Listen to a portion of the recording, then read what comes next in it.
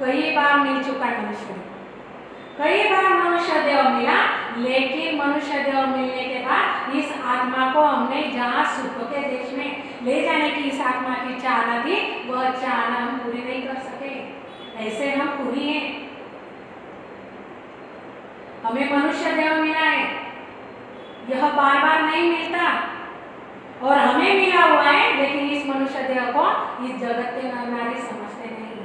मराठी कवि ने कहा है, एक मराठी संत है, उन्होंने कहा हुआ है, तुला मानवाया ठाई जन्म पुन्हा पुन्हा नाही, तुला मानवाया ठाई जन्म पुन्हा पुन्हा नाही, बहुमोलाचे लाभले जीवन मानसा तू माणूस बन, बहुमोलाचे लाभले जीवन मानसा तू माणूस बन। क्यों बोल रहे हैं मनुष्य को मनुष्य बनने के लिए? देख रहे हैं हम जगत में दया नहीं करते, जगत में किसी के ऊपर दया नहीं आती। सहज में संडे रहा तो आज तो पार्टी बनाएंगे, 31 दिसंबर रहा तो पार्टी बनाएंगे, उस जीव पे दया करनी चाहिए, उस जीव की दया नहीं आती। यह जगत के नर नारियों को समझावे मराठी संत ने कहा है कि तुला मानव आया ठाई जन्म पुन्हा पुन्हा नहीं। अरे तुझे मनुष्य देह मिला हुआ है, अभी तू इसमें मानव बन, जीव के ऊपर दया दिखा, और बाहर के जीवों पे तो दया दिखाएगा ही, लेकिन खुद के आत्मा पे भी तू दया कर। जब तू चाहेगा तभी यह आत्मा इस भवसागर से, इस डोह से निकल सकती है। यही गुरु महाराज समझाते हैं, यही संत हमें समझाते हैं कि इस डोह से निकलना है तो हे प्रभु मेरी बाह पकड़ो। जब आप मुझे पकड़ेंगे, मैं तो बहुत बड़ा खूनी हूँ, मैं खूनी अपति तो ही तेरो, कृपा कर घर मेरे आओ। मतलब क्या गुरु महाराज हमारे घर आएंगे क्या? घर यानी कौन सा? यह मानव तन। इस मानव तन के कंठ में वह सतत शब्द की जागृति होना, यही मेरे घर आना है। वह निरंतर जागृत होना, यही मेरे घर आना है। तो गुरु महाराज कहते हैं कि हे प्रभु मेरी बाह पकड़ो और आप कृपा करके मेरे घर आओ, मेरे घट में आप मुझे दर्शन दो। वह सतत शब्द अगर हमें जागृत हो जाएगा तो वह हमें दर्शन ही है, क्योंकि वह जो परमात्मा है वह ना तो 52 अक्षर में लिखे जाता, ना बोले जाता, ना समझे जाता, ना देखे जाता। वह तो कैसे है? अनगढ़ देव अमूरत रामा मूरत सबकी कीनी रे। वह तो अनगढ़ है, वह गढ़े नहीं जाता, और उसका जो सतत शब्द है वह 52 अक्षर में नहीं आता। लेकिन आप लोग सोचते होंगे फिर राम नाम तो 52 अक्षर में का है, राम नाम 52 अक्षर में का है। लेकिन ये राम नाम के आधार से ही जैसे दूध में से घी हम निकाल सकते, उसी तरह यह राम नाम का आधार लेकर वह निरंतर हम इस घट में प्रकट कर सकते। वह जो निरंतर है वह 52 अक्षरों में नहीं आता, वह किसी को बताए नहीं जाता, वह कागज पे लिखे नहीं जाता, वह किसी को दिखाए नहीं जाता, किसी को समझाया नहीं जाता। ऐसा वह निरंतर है, वह ऐसी वह सतत है कि वह जागृति हमारे देह में होती है। वह कुदरत कला हमारे देह में ऐसे प्रकट होती, तो वह किसी को दिखाए नहीं जा सकती। जिसको प्रकट हुई है वही उस बात को समझ सकता। जैसे अभी हम यहाँ बैठे हैं, कौन भोजन करके आया और किसको भूख लगी है ये वो खुद ही जानेगा। हम बाहर से देख के समझ सकते हैं कि इनको भूख लगी है, इनको लगी है कि नहीं लगी है। तो ऐसे ही जैसे वह सतत शब्द जागृत होगा, यह हमें खुद को समझता, यह बाहर का कोई हमें दिखा नहीं सकता, समझा नहीं सकता। यही गुरु महाराज हमें समझाते हैं कि इस तरह सदगुरु ने मुझे इस डोह से निकाला, नहीं तो मैं भी इस डोह में डूब जाने वाला था। अभी और अगली साथी में गुरु महाराज क्या समझाते हैं, देखिए। सेजा ही सेजा काढ़िया हो जतन किया बहुबार, बलिहारी गुरुदेव की हो काढ़ा कर कर खात। मेरी आत्मा को, जीव को एक भी कष्ट न पड़ने देते सेजा ही सेजा डोह से निकाला है। देखिए गुरु महाराज ने क्या किया, और डोह से निकालते वह फिर से डोह में ना गिरे ऐसा सद्गुरु ने मेरा जतन किया। देखिए मैं कहाँ पे था, मैं डोह में पड़ा हुआ था। डोह यानी समझ में आया ना सभी का, कि वह ऐसे डोह में मैं पड़ा था, वहां से गुरु महाराज ने मुझे कैसे निकाला, सेजा ही सेजा मतलब सहज में, सहज में वहां से निकाला। और निकालने के बाद मेरा ऐसे जतन किया कि मैं फिर से उस डोह में ना गिरूं। अब ये जतन कैसे किया है गुरु महाराज ने, गुरु महाराज ने हमें साखी में समझाया। अणबेला देतहु सुनली जो निज दास, ब्रह्मलोक की चाय हुए से आजो मम पास। क्या कहते हैं गुरु महाराज, अणबेला देतहु सुनली जो निज दास, ब्रह्मलोक की चाय हुए से आजो मम पास, से आजो मम पास ब्रह्म के माई मिलाऊ।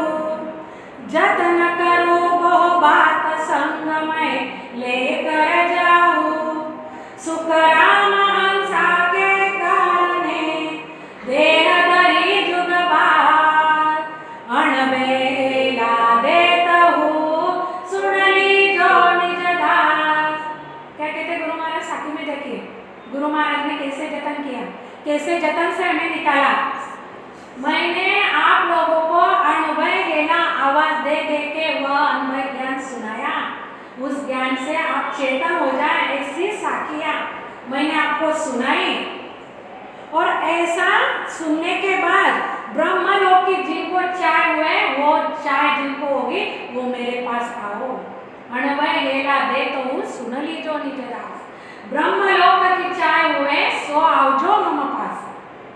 जिनको यह चाहना है कि इस डोह में मुझे डूबना नहीं, इस भवसागर में मुझे रहना नहीं, यहाँ के दुखों में मुझे गिरना नहीं, मुझे बार बार नरक में जाना नहीं, मुझे यम की मार खानी नहीं, मुझे 84 लाख योनि का दुख भोगना नहीं, मुझे गाय भैंस बकरी यह बनना नहीं। जिनको ऐसी चाहना है ऐसे जो मेरे पास आओ, ऐसा ज्ञान गुरु महाराज ने दिया। से आई जो मम पास ब्रह्म के माही मिलाऊ। ऐसे जो जुए जो मेरे पास आएंगे उन्हें मैं क्या कराऊंगा, उस सतलोक में, उस आनंद लोक में, उस सुख के देश में ले जाऊंगा। से आई जो मम पास ब्रह्म के माही मिलाऊ, ऐसे ब्रह्म में मिला दूंगा जहाँ से फिर से आना नहीं होगा, इस भवसागर में वापिस आना नहीं होगा। ऐसे ब्रह्म के देश में, ऐसे सत स्वरूप में, ऐसे आनंद लोक में मैं आपको ले जाऊंगा। सुख राम हंसा के कारणे। क्या कहते हैं गुरु महाराज, अरे मैं तो इन हंसों के लिए यहाँ पे आया हूँ, देह धरी जुग पास। मैं तो उस सुख के देश में बैठा था, गुरु महाराज उस सुख के देश में बैठे हुए थे, लेकिन सुख राम हंसा के कारणे देह धरी जुग पास, अणबे हेला देतहु सुन लीजो निज दास। जो निज दास होंगे वह यह अनुभव ज्ञान जो है यह सुनकर चेतन हो जाएंगे और उस सतलोक में चलेंगे। यही साखी से गुरु महाराज समझाते। तो गुरु महाराज कहते ऐसा ज्ञान मेरे गुरु महाराज ने मुझे दिया, और इस ज्ञान को सुनकर मैं सहज में इसमें से, इस डोह में से बाहर निकला। और इस डोह में से बाहर निकलने के बाद मुझे गुरु महाराज ने फिर से इसमें मैं ना गिरूं ऐसे मुझे चेतावनी का ज्ञान सुनाया, जतन किया बहुत बार। अभी जतन कैसे किया, जैसे हमारे हाथ में अगर फोड़ा आ गया, हमारे हाथ पे तेल गिर गया या उबलता हुआ पानी गिर गया और हाथ में बड़ा फोड़ हो गया, वह फोड़ अगर फोड़ा रहा तो हम क्या करते, कितने संभालते उसे धक्का लग जाए तो तकलीफ होती है, हमें होती कि नहीं, जतन करते ना उसकी कि तकलीफ ना हो। ये तो खाली मामूली छोटा सा उदाहरण है, कि अरे ये जीव इस दुख में ना गिरे, इस दुख से मैंने जतन कर करके इस जीव को मैं निकालना चाहता हूँ। लेकिन जो निजदास होंगे वही इस बात को समझेंगे, इस दरा से निकलने की चाहना रखेंगे। यही बात गुरु महाराज हमें समझाते। अभी और गुरु महाराज क्या कहते हैं देखिए, सदगुरु ने सहज में ही परम मोक्ष में ले जाने के लिए जतन किया और मुझे इस अनुभव ज्ञान प्राप्त करा दिया, इसलिए मैं मेरे गुरुदेव का बलिहारी हूँ। देखिए गुरु महाराज, उनके गुरु महाराज को बलिहारी कह रहे, तो हम लोगों ने अपने गुरु महाराज को कितना बलिहारी कहना चाहिए? तो एक पद में संत सुखराम नहीं युक्तिराम जी महाराज, इनका ये पद है, गुरुदेवा हो दयालु देवा हो कृपालु देवा, चरण कमल की मैं करूं सेवा, मारा गुरुदेवा हो दयालु देवा हो कृपालु देवा, चरण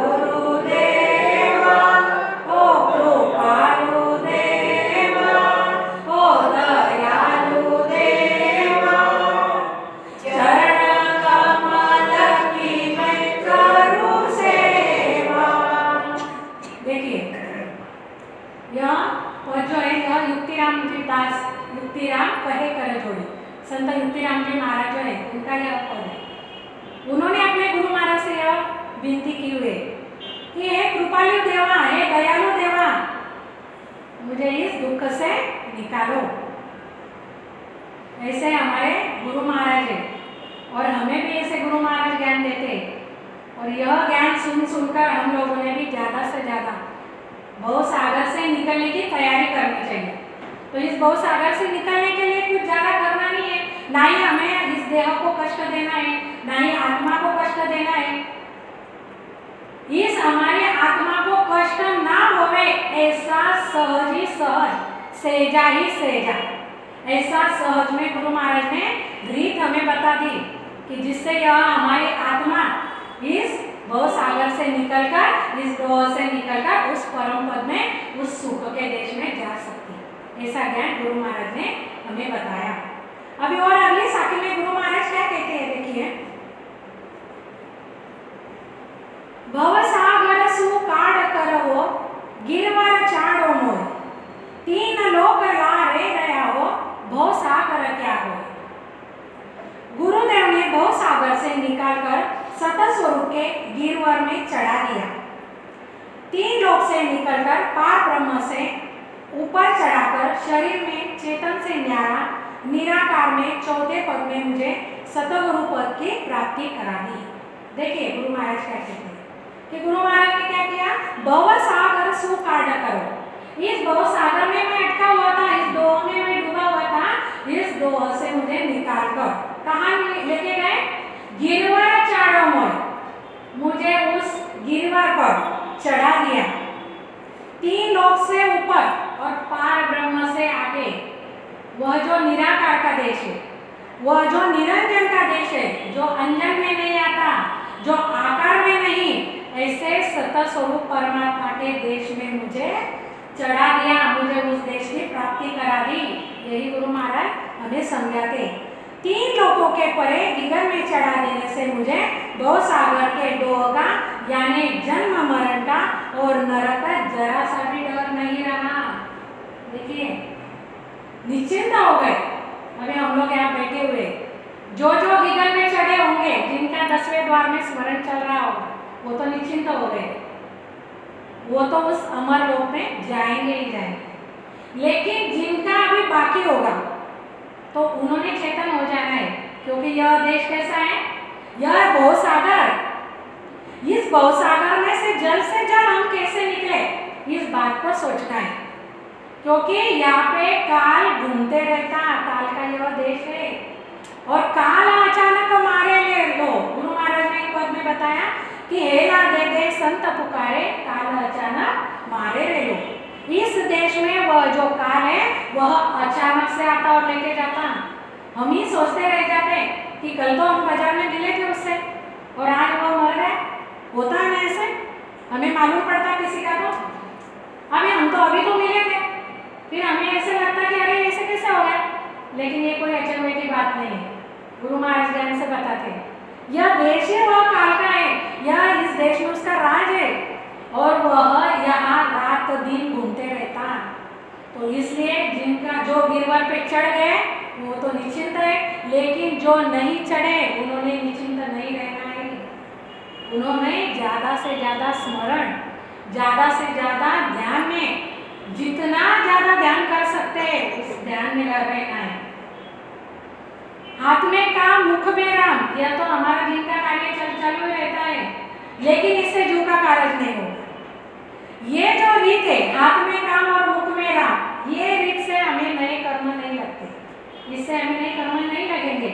लेकिन जब जैसे हम भोजन के लिए समय निकालते कि क्या भोजन ऐसे चलते फिरते कर लेते, जैसे भोजन के लिए समय निकालते उसी तरह भजन के लिए भी हमें समय निकालना है। उसी तरह जब हम भजन के लिए समय निकालेंगे आती जाती श्वास में, वह जो 2 निजा है गुरु महाराज ने जो बताई हुई है, उन 2 निजा पे दोनों रस्सियों से हम जब स्मरण करेंगे श्वास उस श्वास में, तभी हमारे आत्मा का कार्य होगा, हमारे जीव का कार्य होगा, तभी यह आत्मा इस भवसागर से निकल सकती है। तो गुरु महाराज कहते हैं ऐसे ही ज्ञान मुझे मेरे गुरु ने बताया और ज्ञान सुनने के बाद जब मैंने स्मरण किया और जब मैं गिरिवर पे चढ़ गया, उस शिखर पे मैं जब चढ़ गया, तो अब मुझे उस भवसागर का जरा सा भी डर नहीं रहा। 3 लोक लारे रहा हो, भवसागर क्या होए, भवसागर क्या बात है। अरे 3 लोक को छोड़ दिया तो भवसागर क्या बात है।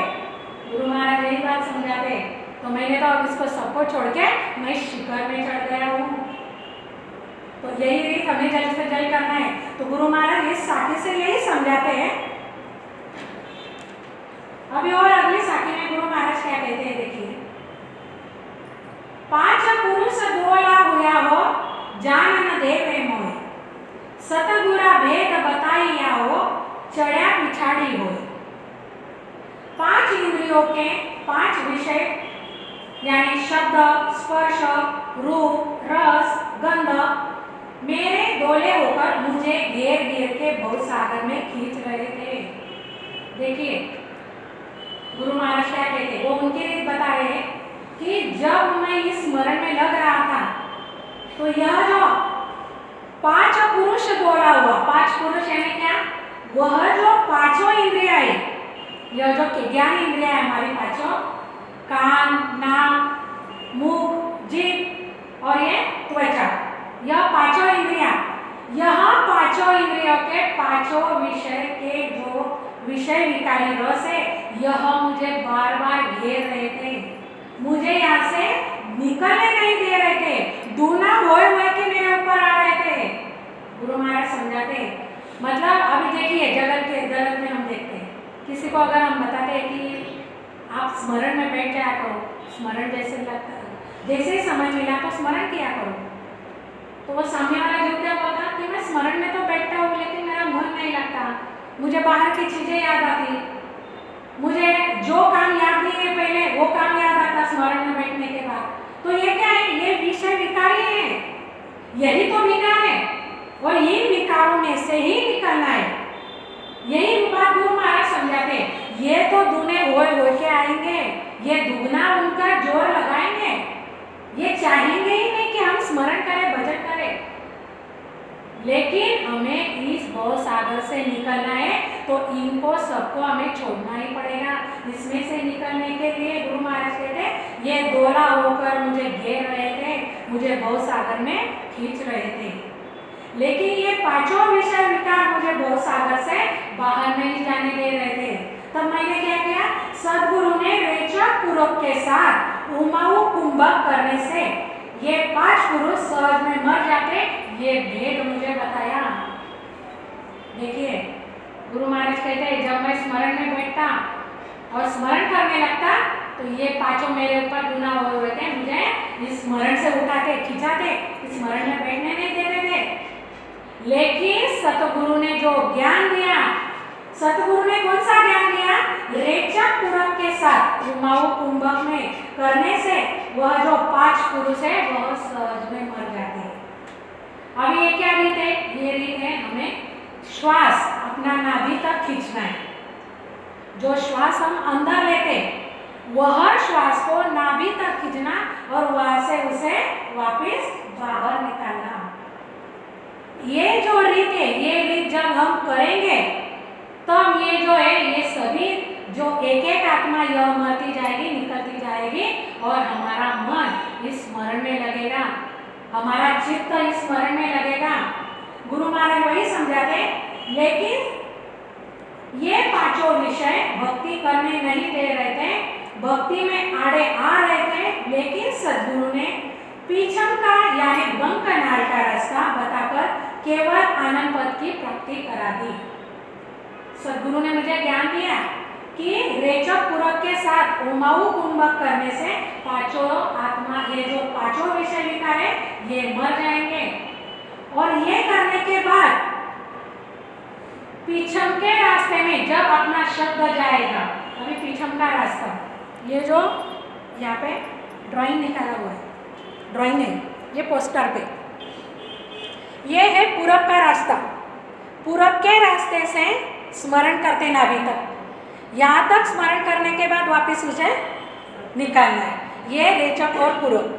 और यहाँ से जब हम स्मरण करते हैं, इसी रीति से जब हम स्मरण करने लग जाते तो धीरे धीरे धीरे यहाँ हमारा जो कंठस्थान पे जो सत शब्द प्रकट हुआ रहता, जो नियम से प्रकट हुआ रहता, वह धीरे धीरे यहाँ से रास्ता बनाते बनाते बनाते पीछम के रास्ते से गिरवर में यानी गगन में चढ़ने लगता है। ये रीत सद्गुरु ने हमें ज्ञान से बताई। अगर ये पोस्टर में आपको समझ में आ रहा है, देखिए इसमें एक एक स्थान भी बताया हुआ है, तो देखिए, तो यही रीत गुरु महाराज कहते हैं, ऐसा ज्ञान जब गुरु महाराज ने मुझे बताया, सद्गुरु ने पीछम का यानी बंकनाल के रास्ते से, वह जो बंकनाल है, बंकनाल के रास्ते से बताकर केवल आनंद पद की प्राप्ति करा दी। जब मैं उस बंकनाल के रास्ते से ऊपर चढ़ा, शिखर में चढ़ा, तो मुझे उस सत पद की, उस आनंद पद की प्राप्ति मुझे करा दी। यही बात गुरु महाराज इस साखी से हमें समझाते हैं। अभी और अगली साखी में गुरु महाराज क्या समझाते हैं, देखिए, निसरणी हो या चढ़ा गया हो, सतगुरा के परथ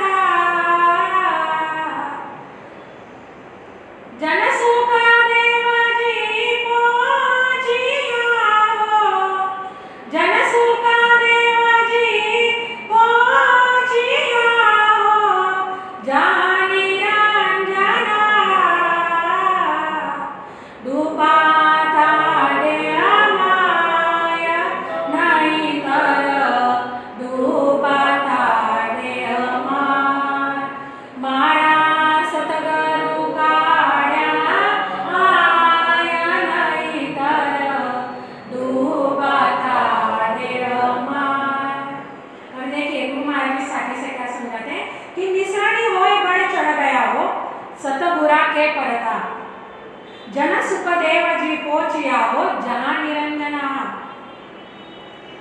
जैसे ऊपर चढ़ने के लिए निसरणी यानी सीढ़ी की जरूरत पड़ती है। देखिए, अगर हमें कोई दूसरे माले पे जाना है तो सीढ़ी की जरूरत पड़ती है कि नहीं? सीढ़ी से ही हम चढ़ सकते हैं। तो गुरु महाराज कैसे सीढ़ी बता रहे, देखिए सतगुरु ने बताए ज्ञान से सांस उच्छ्वास में भजन करने से वो सीढ़ी मिल गई। जब मैं अंदर की श्वास में और बाहर की श्वास में, दोनों श्वास में स्मरण करने लगा तो ऐसे स्मरण करने से मेरे देह में वह सीढ़ी मिल गई। और इस सीढ़ी से यानी सद्गुरु के प्रताप से वह सीढ़ी मेरे गढ़ में बन गई। यह कोई हमारा प्रताप है क्या? यह सीढ़ी बनना यह प्रताप है सद्गुरु का, क्योंकि उन्होंने अगर यह ज्ञान हमें दिया नहीं होता, यह जो उस सांस और उस सांस का ज्ञान, यह रेचक पूर्वक का ज्ञान अगर हमें समझाया नहीं होता तो हम ऐसे स्मरण कर सकते थे क्या? नहीं कर सकते। और जब उन्होंने ऐसा ज्ञान दिया और ऐसे विधि से हमने स्मरण किया तो वह सीढ़ी हमारे देह में बन गई। यह सीढ़ी बनने का प्रताप जो है वह सद्गुरु का है। निसरणी होय गढ़ चढ़ गया हो सतगुरा के प्रताप। और जन सुखदेव जी पहुंचिया हो जहां निरंजन आप। और मैं पश्चिम के रास्ते से चढ़कर जहां निरंजन यानी काल के परे का वो निरंजन साहिब है, वहां पे मैं पहुंच गया। यह आदि सद्गुरु सुखराम जी महाराज इस सभी लोगों को समझा रहे कि जब मैंने गुरु महाराज के बताए हुए विधि से स्मरण किया, वह सीढ़ी गुरु महाराज के प्रताप से मेरे देह में बन गई। तो उस प्रताप के कारण मैं पश्चिम के रास्ते से ऊपर चढ़ा। तो ऊपर चढ़ने के बाद क्या हुआ? वहां पहुंच गया मैं जहाँ पे वह निरंजन जो अंजन में नहीं आता। निरंजन यानी अंजन यानी आंखों से नहीं दिखता। ऐसे निरंजन काल के परे के वह जो निरंजन खुद साहिब है, उस साहब के देश में मैं पहुंच गया। यही बात गुरु महाराज इस पद में हमें समझाते हैं। और यही रीति से सभी ने नामस्मरण करना है, यही रीति से भजन भक्ति करेंगे तो हम लोग भी जो पहुंचे हुए नहीं है उनके लिए ये बात है, लेकिन जो पहुंच गए हैं उनकी तो बहुत बात बढ़िया है, क्योंकि ऐसे सद्गुरु के प्रताप से ही हम वहाँ पे पहुंच सके। गुरु महाराज इस पद में यही समझाना चाहते थे। तो अभी ये पद यहाँ पे पूरा हो गया और हमारा समय भी शायद पूरा हो गया होगा। समय भी पूरा हो गया। अभी हम स्मरण करेंगे।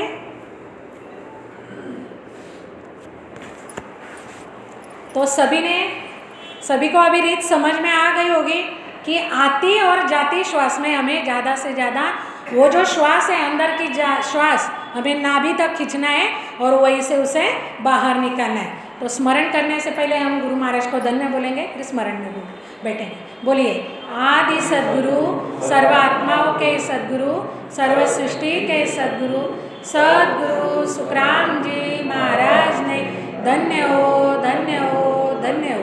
राम सभा में राम राम महाराज राम राम। तो सभी ने आती जाती श्वास में दारोदार स्मरण करना है। स्मरण करते समय श्वास उच्छ्वास पे ध्यान देना है। तो इससे क्या होगा, हमारा जो मन बाहर भटकता है वो भटकेगा नहीं और ज़्यादा से ज़्यादा हमारा चित्तमन अंदर लगेगा और स्मरण ज़्यादा होगा। तो सभी ने आंखें बंद कर लेना और आती जाती श्वास में। आता है क्या आपको स्मरण? करिए।